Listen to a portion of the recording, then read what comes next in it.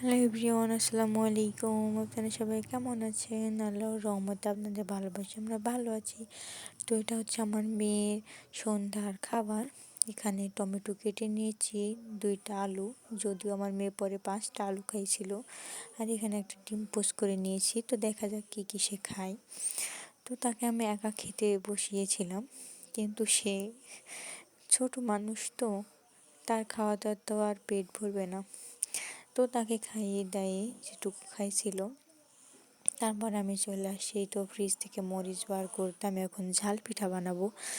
তো কিভাবে কি করি সম্পূর্ণই থাকছে এই ভিডিওটা দেখতে থাকবেন। তো আমি এখানে পেঁয়াজ, কাঁচা মরিচ, জিরা পেস্ট, আদা রসুনের পেস্ট, হলুদ, লবণ সব কিছু দিয়ে মশলাটাকে ডলে তার সাথে অল্প অল্প করে আটা নিয়ে গরম পানি ঠান্ডা পানি মিক্স করে তারপরে আমি আটাটাকে ডো করে সেনে নিয়েছি।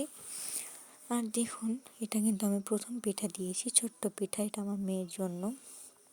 তো দেখা যাক প্রথম পিঠাটা কেমন হয়, দেখতে থাকুন আমি কেমন পিঠা বানাতে পারি। আর এই পিঠাটা খেতে কিন্তু আলহামদুলিল্লাহ অনেকটাই মজা হয়, কোনো উপকরণ ছাড়াই কিন্তু এই পিঠাটা খালি খাওয়া যায়, কোনো কিছু লাগে না। আর আপনাদের ভাইয়া আমি এই পিঠাটা কিন্তু অনেক পছন্দ করি। তো এই তো ছোট্ট পিঠাটা কিন্তু কমপ্লিট হয়ে গেছে। আর প্রথম পিঠাটা কিন্তু একটু খারাপই হয়। এখন আমি পিঠাটাকে তুলে নিচ্ছিলাম, আর তুলে নেওয়ার পরে এটাকে রাখার সঙ্গে সঙ্গে কিন্তু উধাও হয়ে গেছে। আর এখন আমি দ্বিতীয় পিঠাটা দিয়ে দিয়েছি, দেখি এই পিঠাটা কেমন হয়। তো মাশাআল্লাহ, আলহামদুলিল্লাহ, পিঠাটা কিন্তু অনেক সুন্দর হয়েছে। দেখুন কত সুন্দর ফুলকো হয়েছে।